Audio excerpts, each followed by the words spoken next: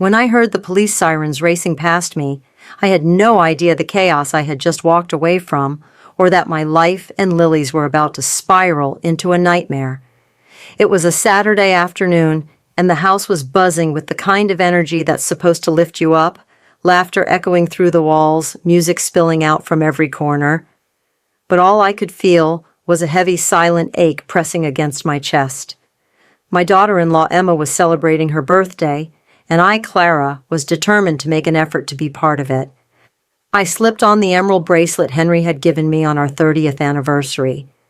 The smooth stones against my wrist were a quiet reminder of the love we once shared, a love that had left me with only memories now, but I clung to those memories like a lifeline. I also carried the scarf I had knitted with my own hands, carefully woven with love, a gift for Emma. It was my way of trying to bridge the gap to show her that I was more than just a mother-in-law to be tolerated. But as I stepped into the house, everything felt wrong. The laughter, it wasn't the kind that warmed your heart. It was loud, forced, like they were putting on a show.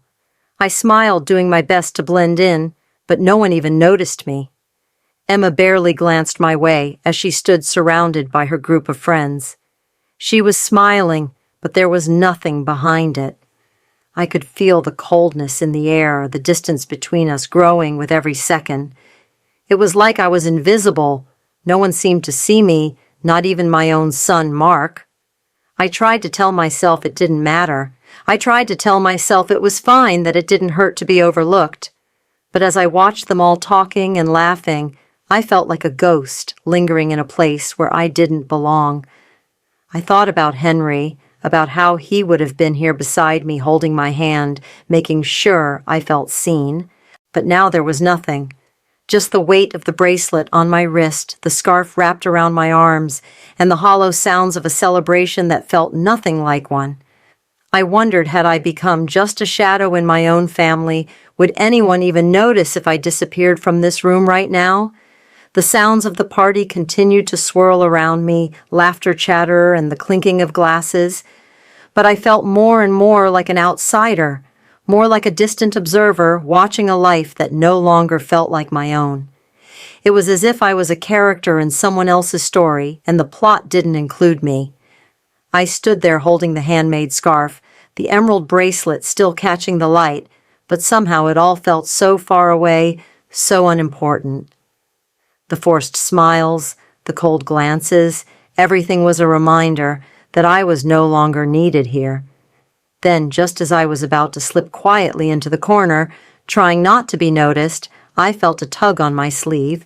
It was light at first, almost like a soft breeze against my skin, but it quickly grew urgent, pulling me out of my thoughts. I turned, my heart jumping into my throat as I looked down to see my granddaughter Lily.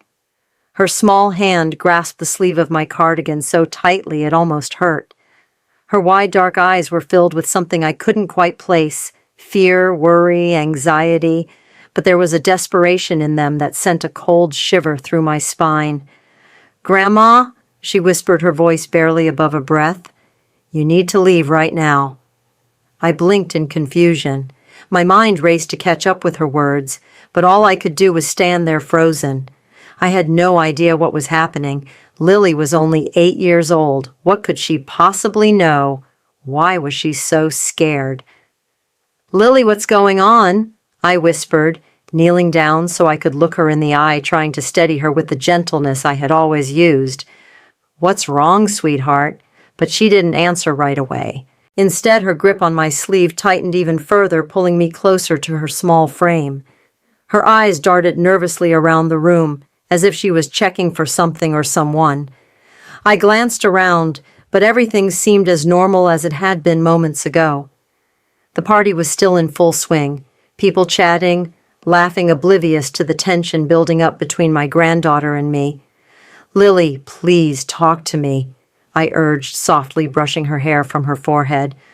"What's happening?" Her voice dropped to a near whisper, and she leaned in closer. "Grandma, you have to leave. I don't know how, but they're planning something bad. You have to go now. Please." My heart dropped and a sense of unease settled in my stomach. What could she possibly mean? Who was she talking about? Who could possibly be planning anything at this party? It was just supposed to be a birthday celebration, nothing more. But Lily's terrified face was enough to make every nerve in my body stand on end. Before I could speak, Lily's hand tugged at me again, more insistently now. "Please, Grandma," she said, her voice breaking. "It's not safe. I don't want you to get hurt." My mind spun. Could it be true? Could something dangerous actually be happening right under our noses, and no one else knew? Or was it just the overactive imagination of a child? But Lily was never one to make up stories. She was a quiet, thoughtful child, always aware of things that others weren't. I'd seen her at family gatherings before noticing details in the background that no one else did. She had an uncanny sense of knowing when something wasn't right, and right now she was telling me that something was very, very wrong. "Okay, sweetie," I said, my voice trembling slightly. "I'll leave. But you stay here, all right. Stay with your mom. It's going to be okay." Lily shook her head vigorously. "No, Grandma. You have to go. They're already looking for you." I could feel a chill running down my spine at her words. I looked over at the crowd, the people chatting, laughing oblivious. Was someone really looking for me? "Don't worry, Lily," I reassured her, trying to keep my own panic at bay. "I'll leave, but you stay safe here, okay?" She nodded, her eyes wide with fear, and as I started to walk toward the door, she gave me one last lingering look, a look that carried more weight than any words could express. It was a look that told me she knew something that I didn't, and that whatever was happening, it was far more serious than I could understand. The moment I stepped outside, the cool evening air hit my face, and I felt an odd sense of relief wash over me. But the nagging feeling in the pit of my stomach wouldn't go away. I hurried to my car, the sound of my footsteps echoing in the quiet driveway. My hands were shaking as I slid into the driver's seat and started the engine. I tried to calm myself, but the tension was suffocating. What had Lily seen? What was going on inside the house? Why had she been so insistent that I leave? The road ahead was empty, the headlights casting long shadows as I drove, but my mind raced. My thoughts were a whirlpool of confusion and unease. I couldn't make sense of it. Nothing had seemed out of place just moments ago. But now everything felt wrong.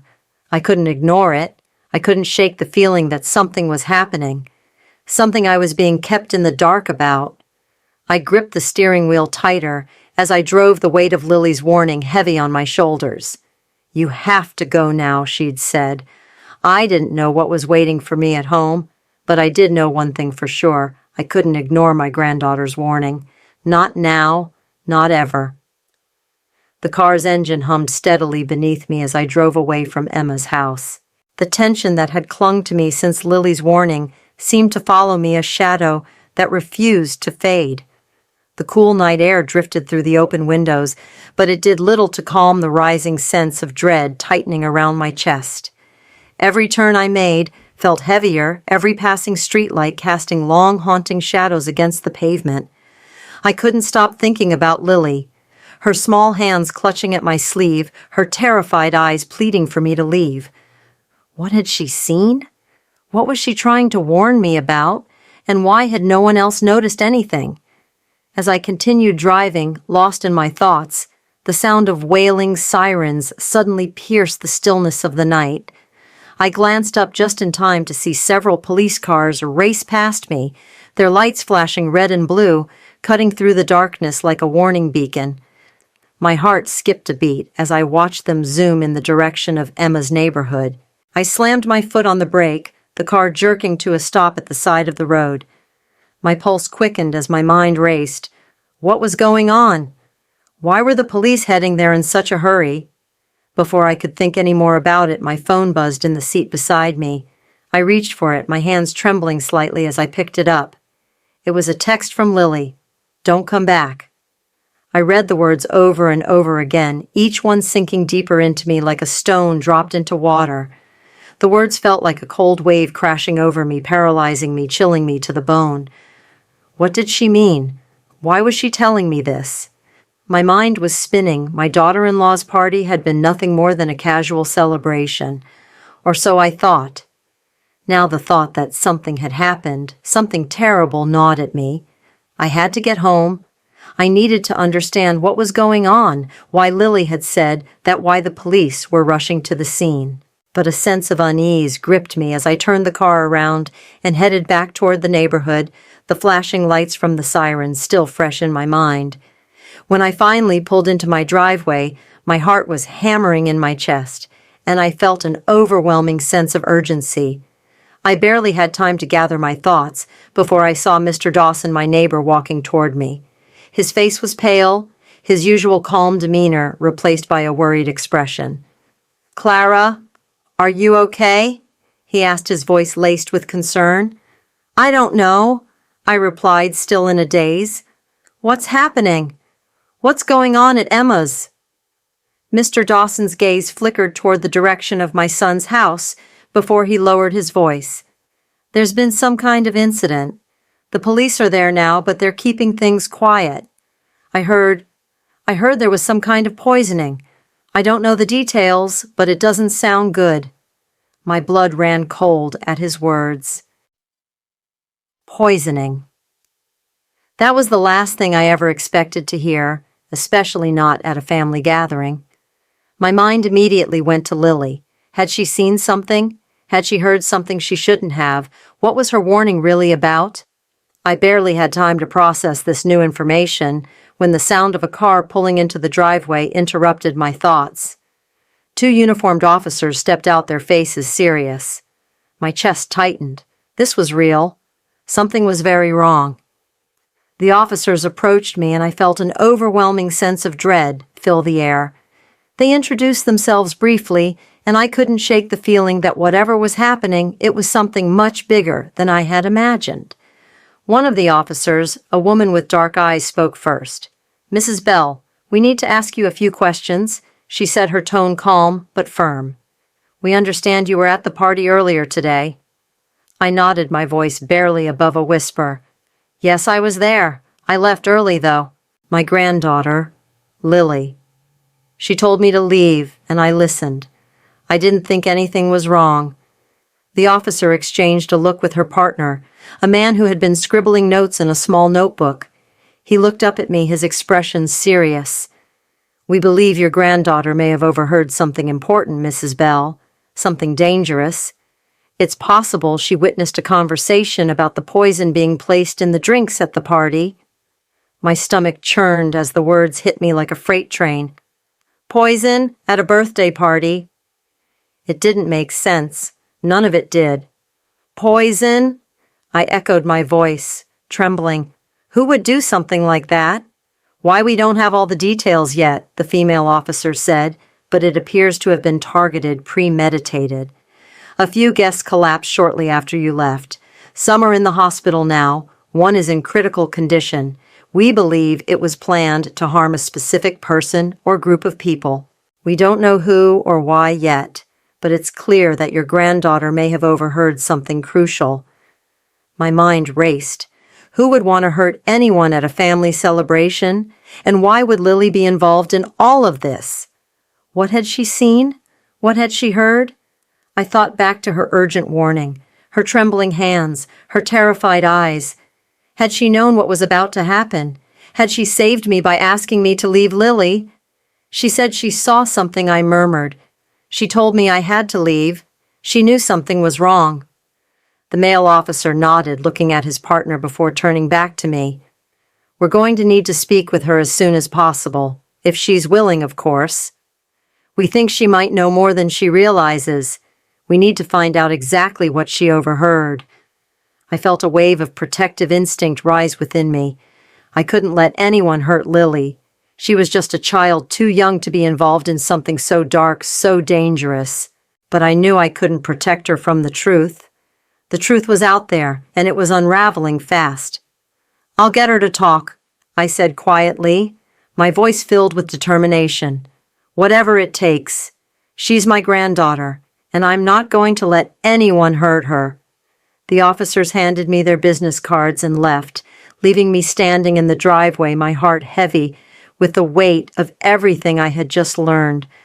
My granddaughter had witnessed something terrible, something that would change everything, and I had to figure out how to protect her before it was too late. The sun was barely rising the next morning when I woke up, a restless feeling gnawing at me in the pit of my stomach. The weight of everything that had happened yesterday still hung in the air. The poisoning, Lily's warning, the police. It was all too much, and I couldn't stop thinking about her, the look in her eyes, the way she had begged me to leave. I reached for my phone hoping to find a text from Lily, maybe something that would reassure me. But when I unlocked it all I saw was silence. No messages, no calls. It was unlike her. Lily always kept in touch, even if just to tell me about her day. I dialed her number, my fingers trembling as the phone rang. I didn't know why, but a sickening feeling of dread washed over me. The phone rang and rang, but there was no answer. "Lily, pick up," I muttered under my breath, trying to steady my voice. But the phone went to voicemail and my heart dropped. Something wasn't right. I tried again and again, still nothing. A knot formed in my chest as I put the phone down, pacing around the kitchen. Had she gone back to Emma's? Was she okay? Why wasn't she answering? I knew I couldn't wait any longer. I had to find her. I couldn't let her be alone out there, not with everything that had happened. So I grabbed my purse, my car keys, and headed straight for her school. As I walked through the school's front doors, I felt a tightening in my throat. My thoughts were racing. What if something had happened to her? What if she had been taken? The secretary behind the desk looked up, her face shifting when she saw my worried expression. "Mrs. Bell, how can I help you?" she asked, though there was a flicker of concern in her voice. "I'm looking for my granddaughter, Lily Mitchell. Is she here today?" The secretary checked her computer, her fingers tapping the keys slowly. She frowned as she scanned the list, and my heart skipped a beat. "She's marked absent today, ma'am," she said, looking up at me a bit more cautiously now. "Is everything okay? Should I give her a message?" I shook my head, trying to hide the panic creeping up inside me. "No, that's okay. I'll try to reach her at home." I turned on my heel and left, but as I walked out to my car, I couldn't shake the sense of urgency clawing at me. Why would Lily be absent? She never skipped school, not unless something was seriously wrong. I tried calling her again, but still there was no answer. I had to know where she was, and I wasn't going to rest until I did. Driving home, I noticed a dark black van parked a few blocks down the street, just sitting there, its engine off. It didn't seem out of place at first, but as I passed, I realized something unsettling. It was following me. I saw the van pull onto the road behind me, keeping its distance, but not letting up. I shook it off at first, telling myself it was just my nerves. But as I made a turn, so did the van. My heart rate began to increase, and the hairs on the back of my neck stood on end. This wasn't just coincidence. I gripped the steering wheel, my eyes flicking nervously to the rearview mirror. The black van was still there, trailing behind me, its headlights glowing faintly in the morning light. My pulse quickened as I realized whoever was in that van wasn't just driving behind me by accident. They were following me. I sped up, trying to shake it, but the van matched my pace. Every turn I made, it made. Every lane change I took, it was right behind me. I could feel my breath getting shallow, my hands gripping the wheel so tightly my knuckles turned white. My mind raced. Who was following me? What did they want? Was it connected to what happened at Emma's? I didn't have the answers, but I knew one thing for sure: I wasn't going to stick around to find out. In a panic, I veered into the parking lot of a gas station, hoping to lose the van in the crowded space. I slammed on the brakes, my heart pounding in my chest as I quickly parked. My hands were shaking, my breathing uneven as I turned off the engine. For a moment, everything went still. I stayed in my car, watching through the rearview mirror, praying the van would just pass by and leave me alone. But it didn't. It stopped across the street, and for a moment I saw a figure move inside their head, swiveling in my direction. I couldn't just sit there. I had to do something. I got out of the car, trying to remain calm, but my legs felt like jelly. My instincts told me I needed to call the police, but before I could, a text notification popped up on my phone. It was from an unknown number. "Keep her quiet or you'll regret it." The words hit me like a slap to the face. I froze, staring at the screen in disbelief. Who was this? What did they want from me? My first instinct was to run, to flee. But where could I go? What did they know? Had they taken Lily? The questions came flooding in, and panic swelled within me like a wave, threatening to pull me under. I quickly typed a message back, trying to sound confident, trying to make sure they knew I wasn't intimidated. "Where is she?" I typed my fingers, trembling on the screen. But before I could send it, the van's engine roared to life, and the vehicle sped away from the gas station, disappearing down the road as quickly as it had appeared. I stood frozen in place, the text message still in my hand, the world spinning around me. I had to get answers, and I had to get them now. My granddaughter's life might depend on it. With my heart racing, I ran back to my car. There was only one place I could go now, the police station. They had to know something. I had to find Lily. I couldn't let anyone silence her. The moment I sat down in my car at the gas station, my mind was racing. The black van had disappeared down the street, but the chill that lingered in the air around me wouldn't go away. Who were those people? Why had they been following me? And why had they sent that threatening message? I glanced at my phone again. The unknown number that had sent the chilling text was still on the screen. I felt my chest tighten. Every second I could feel the weight of Lily's disappearance growing heavier. She had to be somewhere. She couldn't just vanish without a trace. As if the universe had heard my unspoken fears, my phone rang.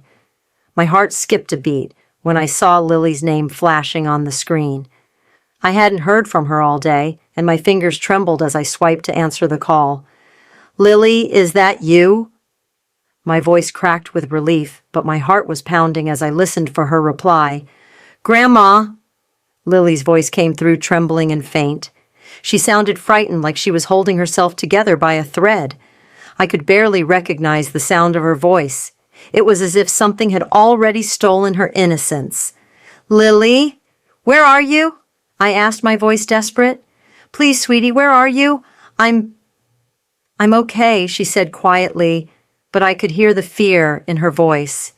"But Grandma, you have to listen to me. I recorded something really bad, something you need to know." My heart skipped a beat. "What did you record, Lily? What's going on? Please tell me." There was a long pause, and I could hear her breath shaking through the phone. It was Dad, Jack, and another man. They were talking about putting something in the drinks at the party, Grandma. Poison. The words hit me like a punch to the gut. Poison. My breath caught in my throat. I gripped the steering wheel harder, trying to stay calm. "What are you saying, Lily Poison?" "Why would they do that?" "They said it was to get the insurance money," she continued, her voice barely above a whisper. "The life insurance money. They said you'd be gone and they'd get everything." I felt like the ground had just been ripped out from under me. My son Jack, the man I had raised, loved, trusted. To hear Lily say those words, it didn't make sense. But there it was in her trembling voice, undeniable and terrifying. My mind reeled. "Lily, are you sure? Are you sure it was Jack and someone else?" "Yes," she said, barely able to speak. "I didn't mean to hear it, Grandma, but I overheard them in the garage. I was hiding, and I heard them talk. And then they said you'd be the one to go. I couldn't just let it happen." I closed my eyes, trying to process what I was hearing. Jack, my own flesh and blood, planning to kill me for money. I had always trusted him. I had always believed that no matter what family came first. But this was a betrayal that cut deeper than any knife ever could, but there was no time to dwell on it. I had to think. I had to act. For Lily, for both of us. What else did they say? "Lily, what did they plan?"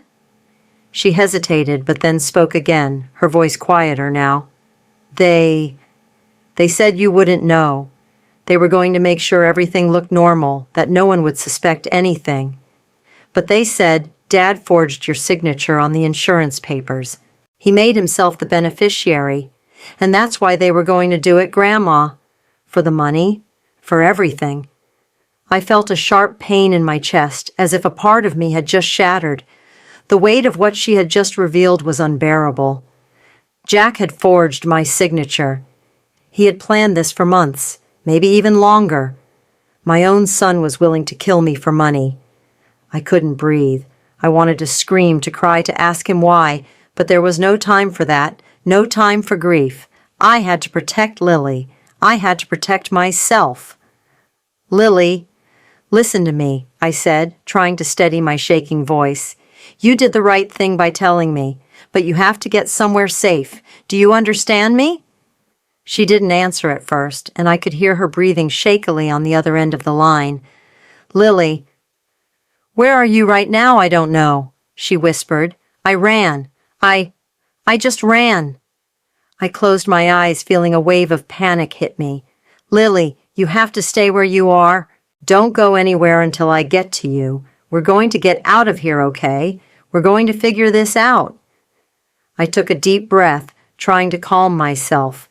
The police had to be involved. I couldn't handle this on my own anymore. Stay hidden, Lily. I'm going to find you. I'm going to make sure you're safe. Just hold tight, okay? I'm scared, Grandma. What if they come for me? I won't let them, I promise you. I could hear the fear in her voice, and it tore at me. I had to get to her. I had to keep her safe. I ended the call, my hands shaking, as I wiped away the tears that had gathered in my eyes. This was more than I could ever have imagined. My son had betrayed me in the worst way possible, and now Lily and I were caught in the middle of something far bigger than I could have ever anticipated. I knew we had to leave. We had to get away from everything, from Jack and whoever else was involved in this twisted plan. But how? How could I protect Lily from something so dark, so deeply rooted in betrayal? The truth was out now. The question was, how far would Jack go to keep his secret, and how far would I have to go to stop him? The moment I hung up the phone, a feeling of dread settled deep in my gut. Lily and I were in danger, and we had to leave. There was no more time to wait for answers or call for help. We had to act quickly, and we had to act now. I glanced around the gas station, my eyes darting from one corner to the next. The black van might have disappeared, but the feeling that we were being watched, hunted, was like a suffocating weight on my shoulders. The truth was clear. Jack and the men he was working with would stop at nothing to get the recording Lily had hidden away, and they would do whatever it took to silence us. I had no plan, no clear escape route, but I had to protect Lily. She was everything to me, and if they thought they could take her away or hurt her, they were wrong. I quickly started my car and glanced at Lily's last location on the phone's map. I had to get to her, and fast. The streets were dark, the city quiet, but my mind was anything but calm. Every time I looked into the rearview mirror, I expected to see the black van tailing me again, but there was nothing. Still, I knew they were out there lurking in the shadows, waiting to strike. When I finally reached the cabin, an old retreat that belonged to an old friend of mine, I slammed the car into park and rushed inside. Lily was already there, hiding behind the door, her small body trembling. Her eyes were wide with fear, but there was something else, something I couldn't place, a quiet determination. Grandma, I'm scared, she whispered, her voice barely audible. But there was something stronger behind it, something that told me she was ready to face whatever came next. I know, sweetie, I said, wrapping her tightly in my arms. But you're safe now. I won't let anyone hurt you. We moved quickly, taking refuge in the basement of the cabin, a small, cool space filled with dusty boxes and old furniture. It smelled like wood and time, the scent of years and memories lingering in the air. The floor creaked beneath our feet as we made our way to the farthest corner of the room, out of sight of any windows or doors. The basement was dark, but I didn't turn on the lights. The last thing we needed was to give away our position. I pulled the door shut as quietly as I could, the sound of the latch clicking in the silence like a warning. The weight of everything, Jack's betrayal, the poison the men after us pressed heavily on my chest. It was hard to breathe. I glanced at Lily, trying to reassure her, but I could see the fear in her eyes. I couldn't blame her. I was scared too. "Stay close to me, sweetheart," I whispered, sitting down on the cold floor, my back against the wall. "We're going to be okay. They won't find us here." But even as I said the words, doubt crept into my mind. How long could we stay hidden? How long would we be safe? My own son, the person I had trusted most in this world, had betrayed me. And now we were on the run, hiding in a basement, waiting for the worst. I heard a noise above us, a faint shuffle of footsteps, distant but clear. My heart stopped. Someone was in the cabin. They were here. I held my breath, listening intently. The footsteps were slow, methodical, moving across the creaky floorboards of the cabin. My skin prickled with fear as I realized that the men were searching for us, searching for Lily's recording. Lily squeezed my hand tighter, her small fingers pressing into mine like a lifeline. I could hear her shallow breathing, and I felt her body tremble against mine. She was scared, and so was I. "We have to be quiet," I whispered, my voice barely audible. "They're looking for us, Lily. We can't let them find us." The footsteps grew louder, closer. I could hear them moving from one side of the house to the other, methodical and deliberate, as if they knew exactly where to look. They were coming closer, getting nearer, and I could feel the walls closing in around us. I pressed my ear to the cold floor, straining to listen. The silence was unbearable. Every creak, every movement above us felt like it was magnified 1,000 times. The air was thick with tension, and I could feel my pulse pounding in my throat. I whispered again, trying to calm myself as much as Lily. "Stay still. Don't move. Don't make a sound." The footsteps stopped directly above us. I held my breath, my eyes wide in the darkness, straining to hear anything that would tell me what was happening. Then I heard the sound of a door creaking open, the floorboards groaning under the weight of the person walking through the cabin. I could feel the floor vibrating beneath me, as if the whole house was trembling in fear with us. "They're in the living room now," I murmured. "Just stay still. They won't find us." But I knew better. The men would stop at nothing to get the recording. They would search every inch of this cabin. And once they found it, once they realized Lily had hidden it, everything would change. The silence stretched on, thick and suffocating. The footsteps above continued, slow and purposeful. They were searching for something, searching for us. Minutes passed, though it felt like hours. I dared not move, not even to breathe too loudly. I could hear Lily's heartbeat against my own, both of us, afraid, both of us waiting for the worst. Then the footsteps above stopped. Complete silence followed. I didn't know if it was a good sign or a bad one. I couldn't risk making a sound. If they were still in the house, we had to stay hidden. The stillness was deafening.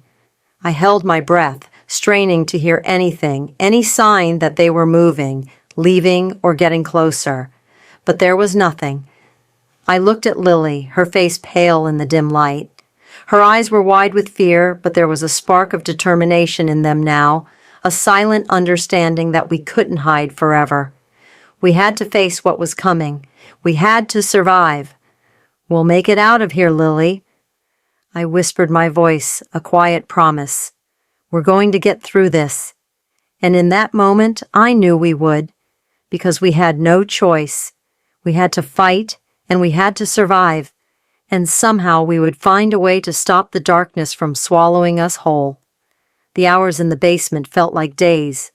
The silence was maddening, broken only by the occasional shuffle of footsteps above us. I sat in the dark, the weight of everything pressing in on me. I kept my eyes on Lily, who was curled up next to me, trying her best to keep quiet, though I could see the fear in her eyes. The house felt like it was closing in on us, a trap we couldn't escape.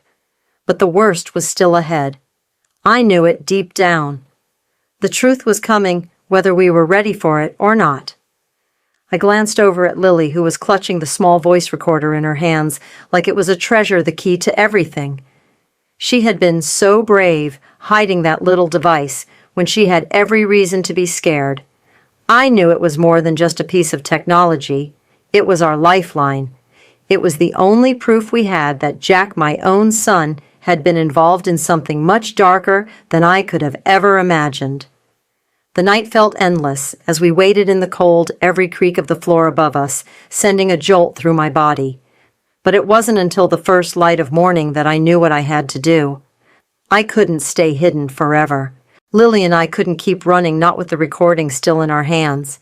The people Jack was involved with, whoever they were, would stop at nothing to get it.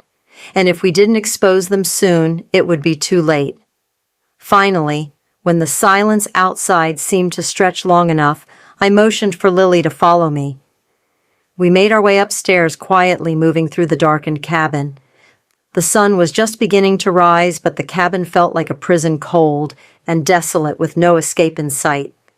We reached the small kitchen, and I opened the drawer where I kept my old trusted phone, the one that had always been there for emergencies. I needed to contact someone who could help us, someone who could make sure we didn't disappear without a trace.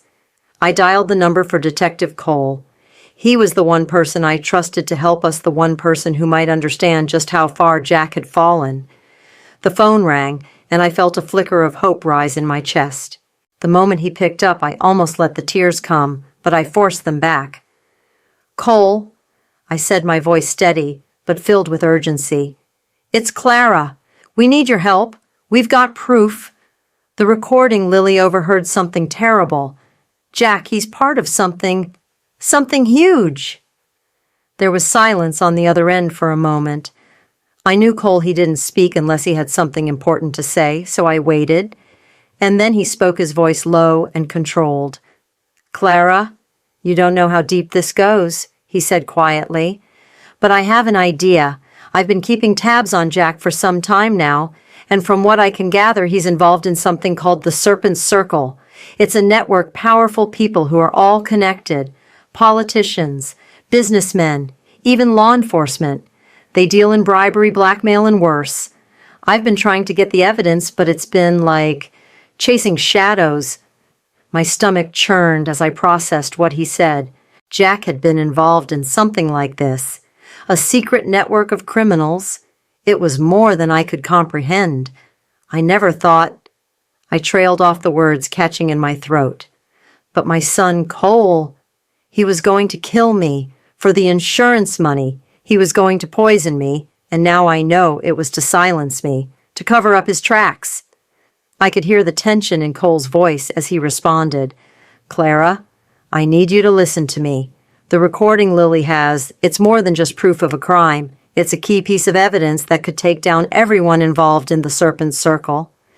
Jack thought he could silence you and keep this all under wraps, but you can't let that happen. We have to move fast. If they know you have that recording, they'll come after you with everything they've got. And if they get their hands on it—" I didn't need him to finish the thought. I knew exactly what would happen. They'd make sure we were gone permanently. "Where do we go from here?" I asked, my voice firm now. I wasn't about to let Jack and his network destroy our lives. "I'm sending you a secure location," Cole said. "You and Lily need to get there as quickly as you can. I've got some people on the inside. They'll protect you, and we'll make sure that recording gets into the right hands." "Thank you, Cole," I whispered, the weight of it all crashing down on me. "I don't know what I'd do without you." "We'll take care of it," he assured me. "But Clara, this is bigger than just Jack. He's a small part of it. We need to expose all of them, every last one, and you and Lily are the key." I hung up, my heart pounding as I looked at Lily. Her face was pale, her hands still gripping the recorder, like it was the only thing that could save us. And maybe it was. Maybe this tiny device, this small, simple piece of technology, was the one thing that could bring down a powerful, corrupt network that had been operating under the surface for years. I stood up and walked over to Lily, pulling her into my arms. I couldn't stop the tears that came now, not just from fear, but from the overwhelming sense of betrayal. My own son, my flesh and blood. He had betrayed me in the worst possible way. But we couldn't stay here. We couldn't hide any longer. Jack and his people had made their move, and now we had to make ours. The truth had to come out. "We're leaving Lily," I said, my voice strong despite the storm of emotions inside me. "We're going to get this recording to the right people, and we're going to make sure everyone knows what Jack and his friends have been doing." Lily nodded, a brave little girl with the weight of the world on her shoulders. She may have been scared, but I saw something else in her eyes, something that said, "We can do this. Together we could expose the darkness. Together we could stop the lies, and together we would make sure Jack and his network didn't destroy any more lives." The web was unraveling, and we were right in the center of it. The night we spent hiding in the cabin felt like a lifetime. The tension that had gripped us in that cold basement, the ever-encroaching footsteps of those searching for the recording, had finally given way to an exhausted stillness. Thanks to Detective Cole's intervention, we were now safe, temporarily hidden in the cozy comfort of his old retreat. His calm, steady presence was the only thing that had kept us grounded when everything seemed to be crumbling around us. We stayed there for days, never daring to leave, while Cole worked behind the scenes, contacting the FBI, arranging for protection, and ensuring that the evidence Lily's recording was safely in their hands. The silence of the cabin was punctuated only by the occasional knock on the door or the distant sound of someone moving through the woods. I couldn't bring myself to relax, but with each passing hour, I began to believe that maybe, just maybe, we would get through this. It wasn't long before the FBI took control of the case, retrieving the recording from us, and finally piecing together the full story of Jack's betrayal and the web of corruption he had been part of. The conspiracy that had seemed like an impossible puzzle was now falling apart. Jack's arrest was just the beginning. The network, the serpent circle, was being exposed, and the people who had been pulling the strings for so long were finally being held accountable. It was a victory, but it came at such a high cost. Months passed. We left the city, leaving the memories of betrayal and danger behind. Now we lived in a quiet cottage by the sea, far removed from the chaos that had once engulfed our lives. The salty air, the endless horizon stretching out before us, it felt like freedom. For the first time in so long, I could breathe without looking over my shoulder. I watched Lily from the porch as she sat by the water, her small hands gripping the fishing rod, her face a picture of concentration. She had always been so brave, so determined, but it wasn't until now that I realized just how much of our survival was because of her courage. She had been the one to speak the truth when no one else would listen, the one who had made sure we didn't fall into the darkness that had been waiting to consume us. We shared a cup of warm tea, in the quiet of the afternoon, our eyes meeting, and I knew in that moment that we had found something more precious than safety. We had found peace. The pain of what we had lost would always be there, but it no longer controlled us. It was in the past, and together we had built something new. As I held Lily's hand sitting in the warmth of our little cottage, I was grateful. Grateful for the truth. Grateful for the courage of a child who had saved us both. And for the life we had now, a life that was ours, to live free from fear. The journey of Clara and Lily is not just a story of survival, but of resilience in the face of betrayal and corruption. It's a reminder of how deeply intertwined family, trust, and truth are in shaping our lives. Sometimes the people we trust most, those closest to us, are the ones capable of the greatest betrayal. Yet in the darkest moments, it's the courage of the most innocent, like Lily, that shines the brightest. This story highlights an essential truth about life. Often the greatest battles are not fought in grand gestures, but in the quiet, personal choices we make. It's about standing up for what's right, even when the forces against us seem insurmountable. In a world where power, wealth, and influence often dictate the rules, the simple act of speaking the truth becomes an act of revolution. Clara's journey also reflects the importance of taking control of our own destiny, despite the odds stacked against us. It reminds us that our safety, our well-being, and our peace are not things we should take for granted.